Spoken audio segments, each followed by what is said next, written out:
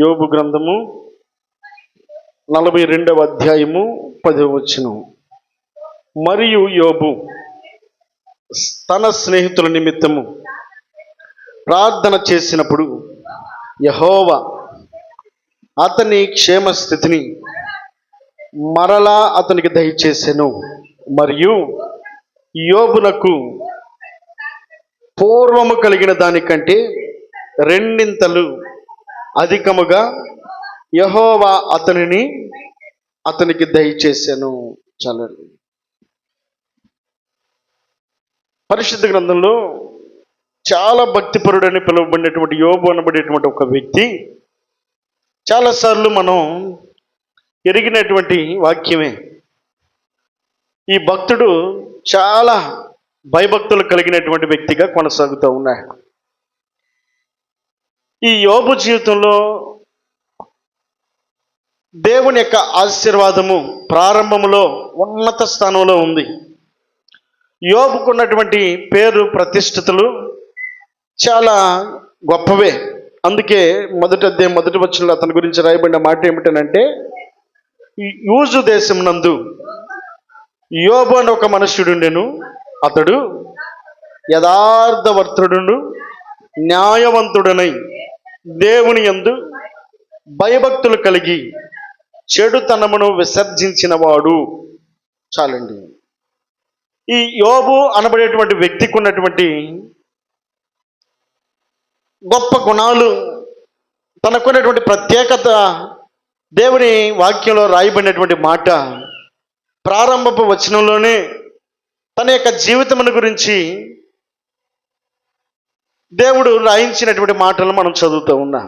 అతని గురించి రాయబడిన మాట యథార్థవనుడు, న్యాయవంతుడు, దేవుని యందు భయభక్తులు కలిగిన వాడు, చెడుతనమును విసర్జించిన వాడు.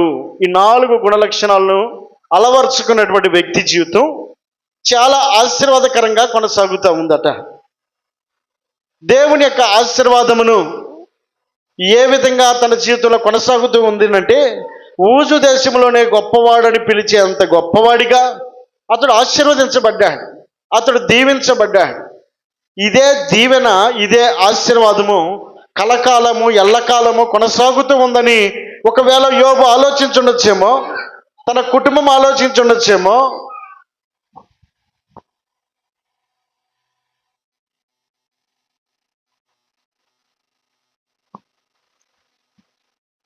తనకున్నటువంటి ఆ గొప్ప గుణలక్షణాలను మనం అక్కడ చూస్తూ ఉన్నప్పుడు, యథార్థవంతుడని పిలిచినటువంటి యోబును దేవుడు విడిచిపెట్టలేదు, న్యాయవంతుడని పిలువబడినటువంటి యోబును దేవుడు విడిచిపెట్టలేదు, అలాగే యథార్థవర్తనుడని పిలువబడినటువంటి యోబును విడిచిపెట్టలేదు, దేవుని యందు భయభక్తులు కలిగినటువంటి వాడని పిలువబడినటువంటి యోబును విడిచిపెట్టలేదు, చెడుతనాన్ని సైతము విడిచిపెట్టినటువంటి యోబును ఘనముగా దేవుడు ఆశీర్వదించినటువంటి ఆశీర్వాదము మొదటి వచనంలోనే కనబడతా ఉంది. కానీ ఈ ఆశీర్వాదము కొనసాగుతూ ఉండగా ఆ ఆశీర్వాదం తన కళ్ళ ఎదుటే కనుమరుగైపోయింది. కనుమరుగైపోయినటువంటి ఆశీర్వాదమును యోబు జ్ఞప్తికి తెచ్చుకుని, అయ్యో ఈ ఆశీర్వాదం అంతా కోల్పోయాను, తనకున్నటువంటి 10 మంది బిడ్డలు చనిపోయారు, అలాగే తనకున్నటువంటి మంచి లక్షణాలను బట్టి, మంచి గుణాలను బట్టి యోబు ఘనముగా ఎంచబడినటువంటి యోబు సైతము సర్వాన్ని కోల్పోయినటువంటి స్థితిని కూడా మనం అక్కడ చూస్తూ ఉన్నాం. దేవుని స్తోత్రం చెల్లిద్దాం. హల్లెలూయా. కాబట్టి ఇలాంటి యోబు జీవితంలో సమస్తాన్ని కోల్పోయాడు. కోల్పోయినటువంటి ఆ యోబును దేవుడట మరలా తిరిగి ఆశీర్వదించాడట. దేవుడు మొదట ఆశీర్వదించాడు. సర్వాన్ని కోల్పోయినటువంటి యోబును అక్కడ మరలా తిరిగి అక్కడ మనం చూస్తాం. ఆ సర్వాన్ని కోల్పోయినటువంటి యోబును ఇందాక మనం చదివిన మాట 42వ అధ్యాయం 10వ వచనంలో చదవబడినటువంటి మాటను చూస్తే, మరియు యోబు ప్రార్థన చేసినప్పుడు యెహోవా అతనికి క్షేమస్థితిని మరలా అతనికి దయచేసెను. మరియు యోబునకు పూర్వము కలిగిన దానంతటి కంటే రెండింతలు అధికముగా యెహోవా అతనికి అదండి. మరియు యోబు ఆశీర్వదించబడిన యోబే కోల్పోయాడు. కోల్పోయినటువంటి యోబే మరలా తిరిగి రెండింతల ఆశీర్వాదాన్ని కూడా చూస్తున్నట్లుగా మనం అక్కడ గమనిస్తూ ఉన్నాం. ఈ రాత్రి వేళ దేవుడు జ్ఞాపకం చేస్తున్నటువంటి ఆలోచన ఏమిటి అంటే, ఎందుకు యోబును ఆశీర్వదించాడు, మరలా తిరిగి ఎందుకు రెండింతలుగా ఆశీర్వదించాడు దేవుడు? యోబులో ఉన్నటువంటి ప్రత్యేకత ఏమిటి? యోబులో ఉన్నటువంటి శ్రేష్టమైనటువంటి గుణలక్షణాలు ఏమిటి? యోబులో ఉన్నటువంటి మంచితనం ఏంటి? అయ్యో, యోబును మొత్తినటువంటి యోబును మరలా తిరిగి జ్ఞాపకం చేసుకుని తిరిగి మొదట ఆశీర్వదించినంతటి కంటే తర్వాత అధికముగా ఆశీర్వదించడానికి గల కారణం ఏంటి అని అంటే, యోబులో ఉన్నటువంటి శ్రేష్టమైనటువంటి గుణలక్షణం మొదటి అధ్యాయం 19-20 వచనాల్లో రాయబడిన మాట. మొదటి అధ్యాయము 19వ వచనం నుండి యోబు గ్రంథం. గొప్ప సుడిగాలి అరణ్య మార్గముగా వచ్చి ఆ ఇంటి 4 మూలలను కొట్టగా అది యవ్వనుల మీద పడినందున వారు చనిపోయిరి. దానిని నీకు తెలియజేయటకు నేను ఒక్కడనే తప్పించుకొని ఆస్తిని కోల్పోయినటువంటి యోబు తన కుటుంబంలో ఉన్నట్టు తన బిడ్డలను కోల్పోయిన తరువాత ఆ చివరి గడియలో అతడు ఆలోచించేటువంటి సమయంలో ఆయన పలికినటువంటి ఒక మాట ఏమిటి అనంటే, అప్పుడు యోబు లేచి తన పైవస్త్రమును చింపుకొని తల వెంట్రుకలను కొరిగించుకొని నేల మీద పడి సాష్టాంగపడి నమస్కారం చేసి ఇట్లా నేను నా తల్లి గర్భములో నుండి దిగంబరినై వచ్చి తిని దిగంబరినై అక్కడికి తిరిగి వెళ్ళేదను. యెహోవా ఇచ్చెను, యెహోవా తీసుకుని పోయిను, యెహోవా నామమునకు నోరారా పలుకుతున్న మాట. వాస్తవానికి కీడు కలిగిన సమయంలో, నష్టపోయిన సమయంలో, కృంగిపోయిన సమయంలో, పరిస్థితులు ప్రతికూలంగా తన జీవితంలో కనబడుతున్నటువంటి సమయంలో హృదయపూర్వకంగా పలుకుతున్నటువంటి మాట, తన నోటితో ఆయన పలికినటువంటి మాట, అది తన ఆశీర్వాదానికి కారణమైంది. మాట కూడా మన జీవితానికి ఆశీర్వాదాన్ని తీసుకొస్తుందా? క్రియలే కాదు, మన నోటి మాట కూడా దేవుని ఆశీర్వాదాన్ని మన ఇంటికి తీసుకొని వస్తుంది. దేని స్తోత్రం చెల్లిద్దా? ఈ రాత్రి జ్ఞాపకం చేస్తున్నటువంటి దేవుని మాట ఏమిటంటే, యోబు లేచి మాట్లాడుతున్న మాట తన జీవితమునకు ఆశీర్వాదకరమైనది అని అంటున్నాడు. అక్కడ చదివినటువంటి మాట మరొకసారి చదువుదాం. నేను నా తల్లి గర్భముల నుండి దిగంబరినై వచ్చి తిని దిగంబరినై అక్కడికి తిరిగి వెళ్ళేదను. యెహోవా ఇచ్చెను, యెహోవా తీసుకుని. మనమైతే అనగలుగుతాం అన్నమాట? మనమైతే అనగలుగుతామా? కోల్పోయినప్పుడు, కృంగిపోయినప్పుడు, పడిపోయినప్పుడు, ఏమి అర్థం కాని పరిస్థితుల్లో చేస్తున్న భక్తి వాస్తవమే అని అనేకులు మన గురించి అనుకుంటున్నప్పటికీ, అప్పుడు మన నోటి మాట బయటపడినప్పుడు తెలుస్తుంది, ఇంతేనా వీళ్ళ భక్తి అన్నట్టుగా కొన్నిసార్లు మన నోటి మాట ఇతరులకు వినబడేటట్లుగా మనం ప్రవర్తిస్తూ ఉంటాం. కానీ యోబు యొక్క ప్రవర్తన, యోబు యొక్క మాట ఇతరులు సహితము ఇట్లా మాట్లాడాలన్నట్లుగా తన జీవితమును మాదిరికరంగా కొనసాగించినటువంటి వ్యక్తిగా యోబును చూస్తా ఉన్నా. అసలు ఎలా జ్ఞానంగా మాట్లాడగలిగాడన్నమాట? యెహోవా ఇచ్చాడట, యెహోవా తీసుకున్నాడు. యెహోవా నామమునకు నా తల్లి గర్భములో నుండి మరలా తిరిగి అంటే వాస్తవ సత్యాన్ని ఎరిగినటువంటి యోబు ఎలా అనగలుగుతా ఉన్నాడు? అయ్యో, యూజు దేశంలోనే గొప్పవాడని పిలువబడ్డాడట. ఒక దేశంలోనే గొప్పవాడని పిలువబడినటువంటి ఈ ఘనుడు తల్లి గర్భముల నుండి దిగంబరిగా వచ్చాను, మరలా తిరిగి దిగంబరిగా. యోబు యొక్క నోటి మాట దేవుణ్ణి సహితము మెప్పిస్తూ ఉందట, దేవుని సహితము గణపరుస్తూ ఉందట. మన నోటి మాట మన జీవితమునకు ఆశీర్వాదాన్ని తీసుకొస్తుంది అని యోబు యొక్క జీవితం ద్వారా ఈ రాత్రి వేళ దేవుడు జ్ఞాపకం చేస్తూ ఉన్నాయి. దేవునికి మహిమ కలుగును గాక. హల్లెలూయా. మరొక సందర్భంలో యోబు అంటాడు 40వ అధ్యాయము 3వ వచనంలో, 40వ అధ్యాయం 3వ వచనం, అప్పుడు యోబు యెహోవాకు ఇలాగు ప్రత్యుత్తరం ఇచ్చెను, చిత్తగించుమో, నేను నీచుడను, నేను నీకు ఏమని ప్రత్యుత్తరం ఇచ్చేదను? నా నోటి మీద నా చేతిని ఉంచు కొందును. చాలండి. ఏమన్నాడు? నేను నీచుడను, నేను ఏమని నీకు ప్రత్యుత్తరం ఇచ్చేదను? యోబు నీచుడు అని తన తాను ఏమనుకుంటున్నాడు? తగ్గించుకుంటూ మాట్లాడుతూ ఉన్నాడు. కానీ మొదటి వచ్చిన రాయబడిన మాట ఏమిటి? యోబు నీతిమంతుడు, యథార్థవంతుడు, న్యాయవంతుడు, భయభక్తులు కలిగి చెడుతనాన్ని విసర్జించిన వాడని పిలువబడినటువంటి యోబు అంటాడు, నేను నీచున్నయ్యా. దేవుని దగ్గరికి వచ్చేసరికి ఇద్దరు వ్యక్తులు ప్రార్థన చేస్తూ ఉన్నప్పుడు, శంకరి అలాగే పరిసయుడు ప్రార్థన చేస్తున్నాడు. పరిసయుడేమో చేసిన ఘనకార్యాలన్నీ జ్ఞప్తికి తెచ్చుకుంటా ఉన్నాడు. శంకరేమో, అయ్యా నేను పాపినయ్యా, నన్ను క్షమించయ్యా, నీ సన్నిధిలో నిలబడ్డానికి కూడా యోగ్యుని కాదయ్యా అని చెప్పనని శంకరి మాట్లాడుతూ ఉన్నాడు. దేవుడు పరిశీలన చేస్తున్నాడు. దేవుని యొక్క ప్రత్యుత్తరము శంకరు యొక్క ప్రార్థనను ఘనపరుస్తూ ఉందట, ఘనపరుస్తూ ఉంది. మన నోటి మాట దేవుని సైతము మెప్పించగలుగుతూ ఉంది. కనుక వాక్యం సెలవిస్తున్నమాట, యోబు అంటాడు, నేను నీచుడను, నేను ఏమని ప్రత్యుత్తరం ఇచ్చేదను?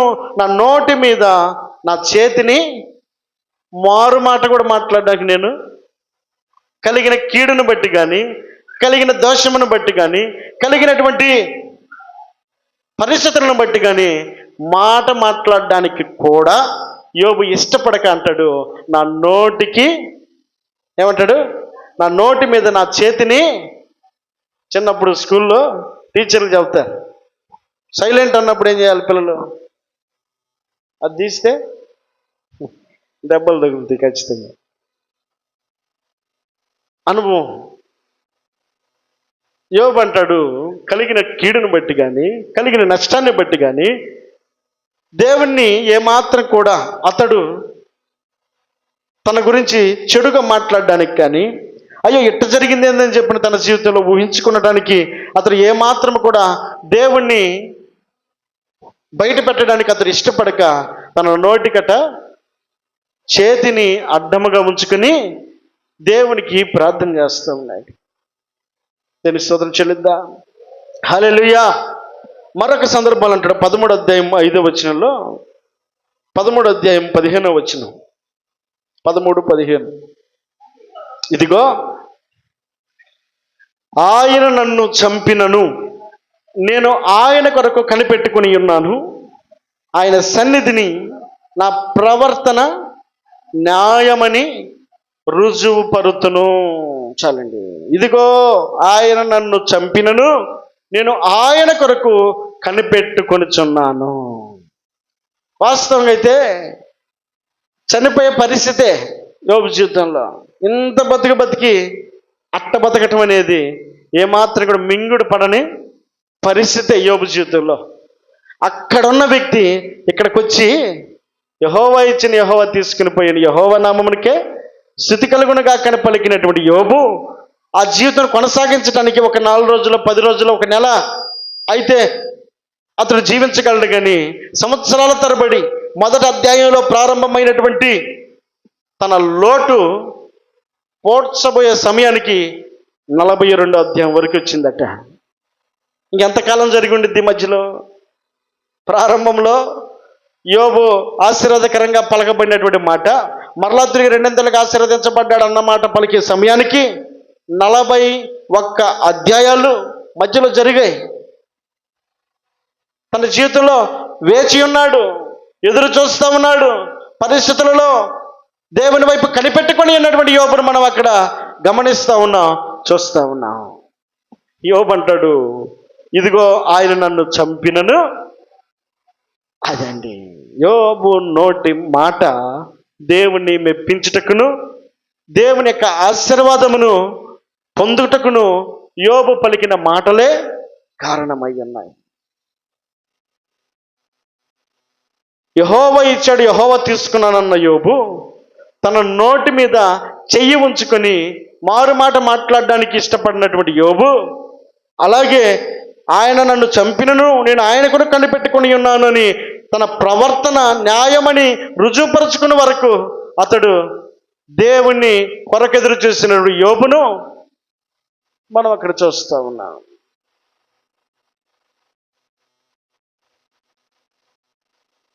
అక్కడే 19:25 19:25 అయితే నా విమోచకుడు సజీవుడనియు తరువాత ఆయన భూమి మీద నిలుచుననియు నేను ఎరుగుదును.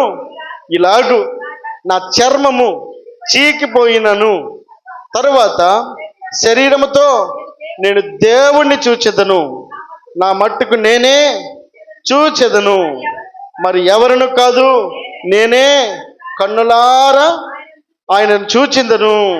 నాలో అలా అంతరంధ్రములు కృషించి ఉన్నవి. కష్టములో యోబు యొక్క నోటి మాట పరలోకములో ఉన్నటువంటి దేవుణ్ణి చూస్తానన్న ఆలోచన నిరీక్షణ కలిగిన వాడుగా ఉన్నాడట.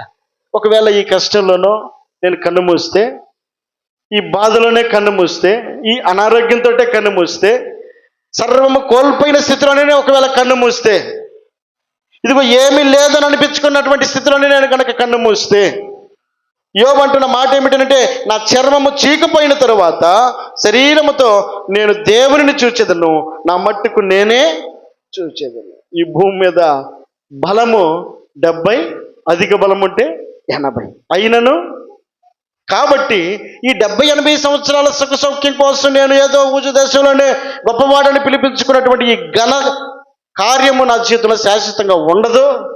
ఒకవేళ ఇప్పుడు లేదనుకొని నేను దేవుని దూషించి చెడ్డవాడిగా మిగిలే కంటే ఉన్నా లేకపోయినా దేవునికి నమ్మకంగా ఉండటానికి తీర్మానించుకున్నటువంటి యోబు అంటాడు, ఇదిగో నా చర్మము చీకిపోయినా నా శరీరముతో నేను దేవునిని మాత్రం చూస్తాను. దేనికి స్తోత్రం చెల్లిద్దాం. ఎంత హృదయపూర్వకంగా యోబు తన నోటి మాటతో పలకగలుగుతూ ఉన్నాడు. కోల్పోయిన సమయంలో, కృంగిపోయిన సమయంలో, కనుమరుగైపోయిన సమయంలో, సర్వము ఇక ఏ దారి కనబడిన సమయంలో కూడా యోబు తన నోటి మాట దేవునికి ఇష్టమైనదిగా పలుకుతూ ఉన్నాడట. అందుకే వాక్యం ఏమని సెలవిస్తూ ఉంది అని అంటే, వాక్యంలో రాయబడిన మాట ఒక మాట చదువుదాం. 10వ సామెతల గ్రంథము 32వ అధ్యాయం.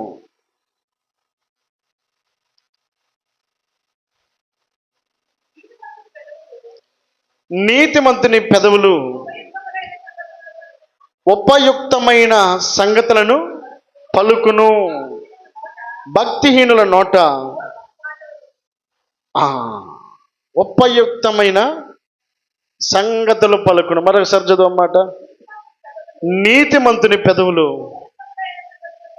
అదండి యోబు నీతిమంతుడని పిలువబడ్డాడు, యథార్థవంతుడని పిలువబడ్డాడు, ఊజు దేశంలోని గొప్పవాడని పిలువబడ్డాడు. దేవుణ్ణి కనిపెట్టుకొని చెడుతనమును విసర్జించి నీతిమంతుడని పిలువబడినటువంటి యోబు తన నోటి మాట చేత పలుకుతున్న మాట యెహోవా ఇచ్చాడు. యెహోవా ఇక్కడ వాక్యాన్ని సెలవిస్తూ ఉంది, నీతిమంతుని పెదవులు ఉపయుక్తమైన సంగతులను పలుకును. ఉపయుక్తమైన సంగతులు, ఉపయుక్తమైనవి అంటే మేలుకరమైన మాటలు, ఉపయోగకరమైన మాటలు, ఆశీర్వాదకరమైన మాటలు, శ్రేష్టమైన మాటలు ఎవరి నోట పలుకుతారు? నీతిమంతుల నోట ఉపయుక్తమైన మాటలే వస్తాయి. భక్తిహీనుల నోట మూర్ఖపు మాటలు వస్తాయట. ఏం చేసాడు దేవుడు? ఇందుకైనా మమ్మల్ని ఎక్కడ దాకా తీసుకొచ్చిందని ఇశ్రాయేలీయులు కానీ మోషే మీద సనిగినట్లుగా, అక్కడ మా ఐగుప్తులోనే ఉంటే బాగా ఉండేది కదా, ఫరో దగ్గర ఉంటే బాగుండా ఉండేది కదా, ఈ అరణ్యంలో తీసుకొచ్చింది మమ్మల్ని చంపడానికి తీసుకొచ్చాడా అని మూర్ఖపు మాటలు మాట్లాడినటువంటి ఇశ్రాయేలీలు అరణ్య మార్గంలో మోషే మీద సనిగినట్లుగా, అహరోను మీద సనిగినట్లుగా, దేవునికి కోపాన్ని తెప్పించినట్లుగా అక్కడ మనం చూస్తూ ఉంటాం. నీతిమంతుని నోరట ఉపయుక్తమైన మాటలు మాత్రమే. ఆ ఉపయుక్తకరమైన మాటలు ఏం చేస్తే తెలుసా, తనకు తిరిగి ఆశీర్వాదాన్ని తీసుకొస్తాయట. మరలా తిరిగి తనకు ఉపయోగపడేటువంటి ఆశీర్వాదాన్ని తీసుకొస్తుంది.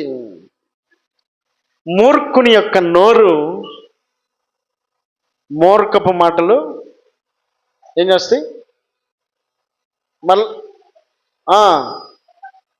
అదండి, భక్తిహీనుల నోట మూర్ఖపు మాటలు వస్తాయి. నీతిమంతుల నోట ఏ మాటలు? ఉపయుక్తకరమైన సంగతులను పలుకుతాయి. రాత్రి వేళ యోబు ఏ కోవలో చెందినవాడు, యోబు ఏ వర్గానికి చెందినవాడు? మూర్ఖపు మాటలు పలికిన యోబుగా కనబడుతున్నాడా, లేదా నీతిమంతులని పిలువబడి ఉపయుక్తకరమైన మాటలు పలికినటువంటి యోబును చూస్తున్నామా? యోబు యొక్క మాటను బట్టి మనం చూస్తూ ఉన్నప్పుడు సర్వాన్ని కోల్పోయిన సమయంలో కూడా ఉపయుక్తకరమైన మాట ఏమిటంటే, యెహోవా ఇచ్చాడు, యెహోవా తీసుకున్నాడు. ఒకవేళ నేను ఈ దేహంతో చనిపోతే, ఈ దేహమే కనుక నన్ను చీకిపోయేటట్లుగా చేస్తే, నేను మాత్రం దేవుణ్ణి చూస్తాను. ఇది ఉపయుక్తకరమైన మాట యోబు నోట. కనుక ఈ రాత్రి వేళ దేవుడు జ్ఞాపకం చేస్తున్నాడు. యోబు ఆశీర్వదించడానికి గల కారణము ఉపయుక్తకరమైన మాట యోబు నోట వస్తా. దేని స్తోత్రం చెల్లిద్దాం. అక్కడ ఇంకొక మాట రాయబడిన మాట ఏమిటంటే, ఆదికాండము 13వ అధ్యాయము 7-8 వచనాలు. అప్పుడు అబ్రహాము పశువుల కాపర్లకును, లోతు పశువుల కాపర్లకును కలహము పుట్టెను. ఆ కాలమందు కనానీయులు, పెరిజీలు ఆ దేశములో కాపురం ఉండిరి. కాబట్టి అబ్రహాము, మనము బంధువులము కనుక నాకును నీకును, నా పశువుల కాపర్లకును నీ పశువుల కాపర్లకును కలహం ఉండకూడదు. ఈ దేశమంతయు నీ ఎదుట ఉన్నది కదా, దయచేసి నన్ను విడిచి వేరుగా ఉండుము. నీవు ఎడమ తట్టుకు వెళ్ళిన ఎడల నేను కుడి తట్టుకును, నీవు కుడి తట్టుకు వెళ్ళిన ఎడల నేను ఎడమ తట్టుకును వెళ్ళుదమని లోతుతో చెప్పగా. చాలండి. ఎవరు మాట్లాడుతున్నారు ఈ మాట? అబ్రహాం అనబడేటువంటి వ్యక్తి మాట్లాడుతున్నాడు. ఆషామాషిగా పలికిన మాట కాదు ఇది. అబ్రహాం అనబడేటువంటి వ్యక్తి దేవుని యొక్క పిలుపుని అందుకుని ప్రయాణిస్తున్నాడు. అబ్రహామా లేచిరా అని చెప్పనని పిలిచినప్పుడు తన దేశాన్ని విడిచిపెట్టాడు, తన బంధువులను విడిచిపెట్టాడు, తన తండ్రి ఇంటి వారిని విడిచిపెట్టాడు, తన ఆస్తిని విడిచిపెట్టాడు, తనకున్న సమస్తాన్ని విడిచిపెట్టి వచ్చినటువంటి అబ్రహాము తనతో పాటు ప్రయాణించినటువంటి లోతు అనబడేటువంటి వ్యక్తి ఇద్దరు కలిసి ప్రయాణిస్తూ ఉండగా దేవుడు వారిని బహుగా ఆశీర్వదించాడట. ఈ ఆశీర్వాదము ఎంతవరకు కొనసాగింది అనంటే, తన పశువుల కాపర్లకును అబ్రహాము పశువుల కాపర్లకును ఒకచోట నిలవబడి వారు నివసించలేనంత అధికముగా దేవుడు ఆశీర్వదించాడు. ఆశీర్వదించినప్పుడు ఆ ఆశీర్వాదము వారు అనుభవిస్తూ ఉండగానే ఒకరి మాట ఉన్నట్టుగా మరొకరి మాట. ఇప్పుడు అబ్రహాము లోతైతే సర్దుకుంటారు, కానీ వాళ్ళ మనుషులు సర్దుకోగలుగుతారా? ఇప్పుడు ఏం జరిగింది? వారి మధ్యలో ఒక కలహం పుట్టిందట. కలహము అంటే గొడవ, ఎట్టొకట్ట పుట్టింది, గొడవ వచ్చింది. అది కాస్త చినిగి పెద్దదైందట. ఈ కలహం పుట్టినటువంటి పరిస్థితులను చూసినటువంటి అబ్రహాము, దేవుని పిలుపునందుకొని ప్రయాణిస్తున్నటువంటి అబ్రహాము, ఈ అబ్రహాము తీసుకున్న తీర్మానం ఏంటంటే, చుట్టుపక్కల అటు ఇటు గమనిస్తూ ఉన్నాడు. గమనిస్తున్నప్పుడట కనానీయులు, పెరిజీలు ఉన్నారు. ఎవరు వీరు? అన్యులు, దేవుణ్ణి ఎరగని వారు. అబ్రహామేమో దేవుడు అంటే తెలిసినవాడు, లోతేమో దేవుడు అంటే తెలిసినవాడు. కానీ తన చుట్టుపక్కల ఉన్న వ్యక్తులు ఎవరు? కనానీయులు, పెరిజీలు. వాళ్ళకి తెలుస్తుందా? తెలియనప్పుడు వారిని చూసి అబ్రహాం ఏం చేశాడనంటే, ఇక్కడ గొడవ పెట్టుకుంటే అయ్యే పని కాదు, నువ్వు నేను ఇద్దరం కూడా పలచనవటం తప్ప అయ్యే పని ఏం కాదు. కాబట్టి అబ్రహాము పెద్దవాడయ్యి ఏం చేశాడు అనంటే, ఆ కాలమున కనానీయులు, పెరిజీలు ఆ దేశంలో కాపురం ఉండిరి. కాబట్టి అబ్రహాము, మనము బంధువులము కనుక నాకును నీకును, నా పశువుల కాపర్లకు నీ పశువుల కాపర్లకును అదండి. అబ్రహాము యొక్క నోటి మాట ఏం చేస్తుందో తెలుసా? కలహము లేకుండా చేయాలని ప్రయత్నం చేస్తుందట.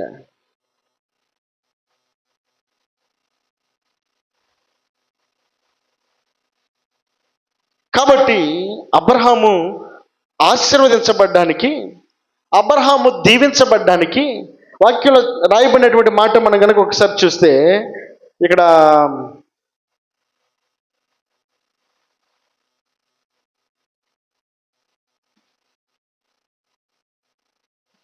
24వ అధ్యాయం మొదటి వచనంలో,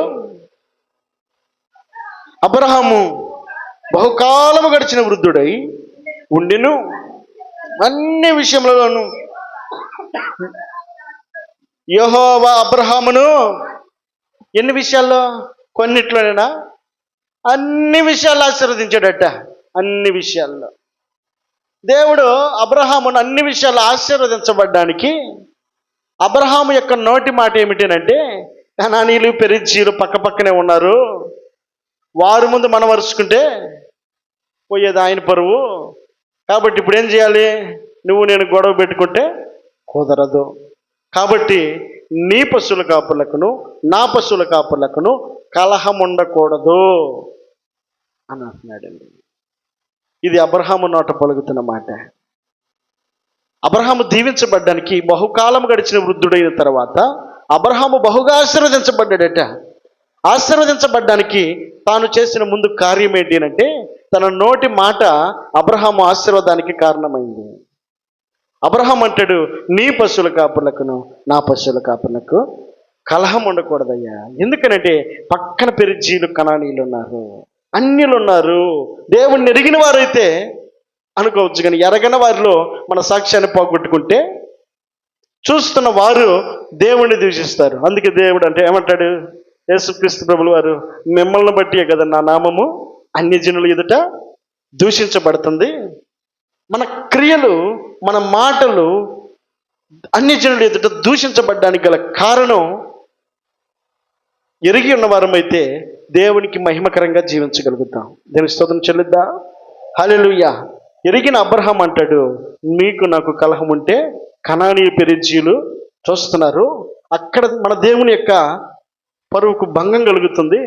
కాబట్టి మనం కలహం లేకుండా ఉండాలి.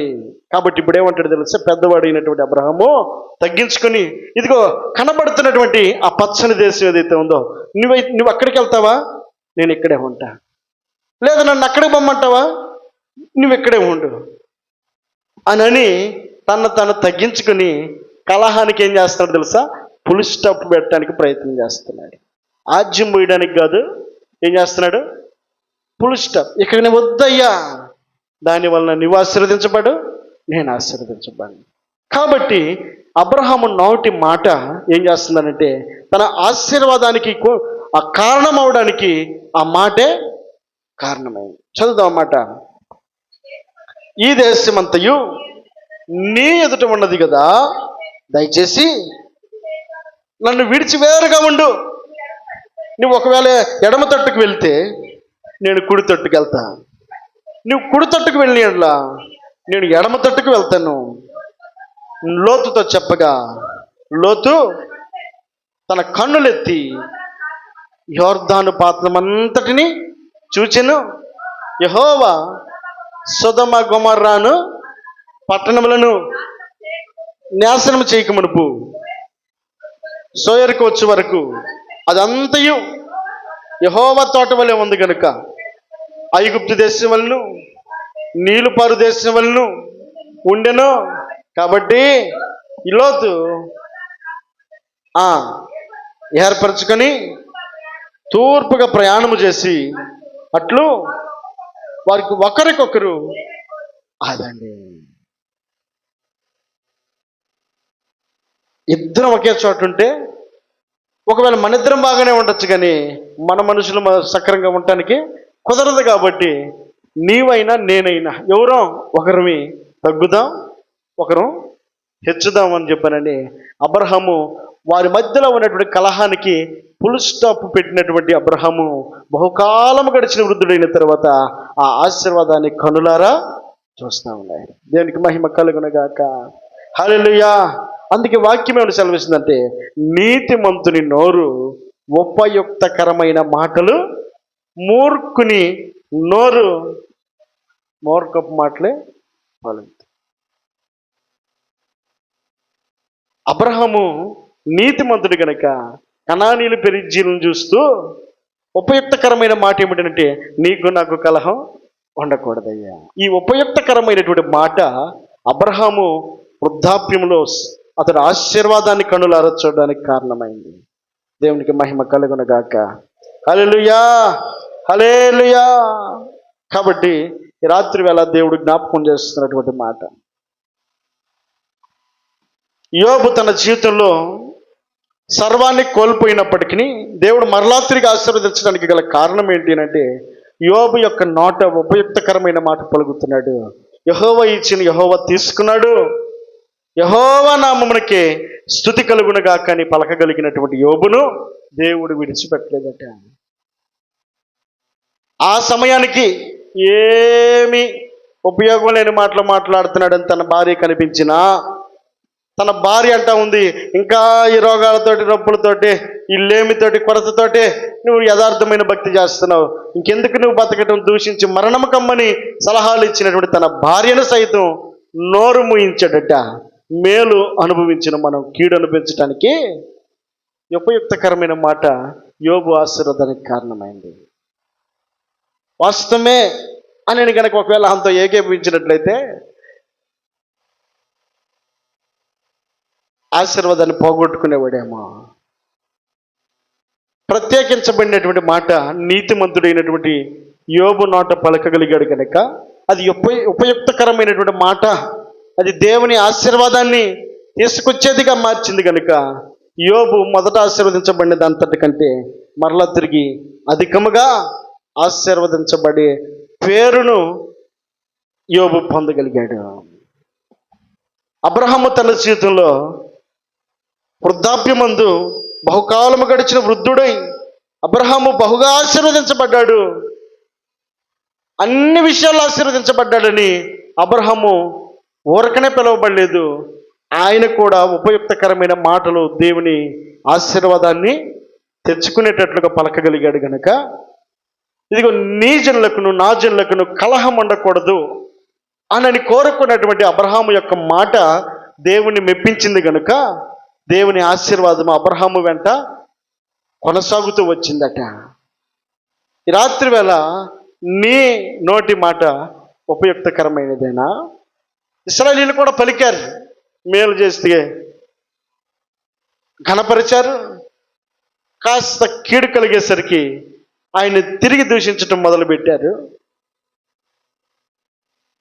ఆ ఉపయుక్తకరమైనటువంటి మాట పలకనటువంటి ఇశ్రాయేలీయులు కాలగర్భంలో కనుమరుగైపోయారు, ఎండుటాకుల్లాగా రాలిపోయారు. 40 సంవత్సరాల ప్రయాణం వారి జీవితంలో వ్యర్థంగా మారిపోయిందట, వ్యర్థంగా మారిపోయింది. ఈ రాత్రి వేళ దేవుడు నీతో మాట్లాడుతున్నాడు. యోబు ఆశీర్వదించబడ్డానికి ఉపయుక్తకరమైనటువంటి మాటే కారణమైతే, అబ్రహాం ఆశీర్వదించబడ్డానికి ఆ ఉపయుక్తకరమైనటువంటి మాటే కారణమైతే, ఈ రాత్రి వేళ నీ నోటి మాట నీకు ఆశీర్వాదాన్ని తీసుకురావడానికి దేవుడు ఎదురు చూస్తూ ఉన్నాడు. నువ్వు ఏది పలకాలని ఇష్టపడుతున్నావో అదే నీకు ఆశీర్వాదకరంగా మార్చబడుతుంది. ఒకవేళ మూర్ఖపు మాటకి మనం స్థానం ఇస్తే అది మనకు కీడుకి కారణం అవడానికి, అదే మేలుకి కారణం అవ్వాలి అంటే అది ఉపయుక్తకరమైనటువంటి మాట అయ్యి ఉంటే తప్పక నీ జీవితంలో ఆశీర్వాదమునకు అది కారణం అవడానికి దేవుడు ఇష్టపడతా ఉన్నాడు.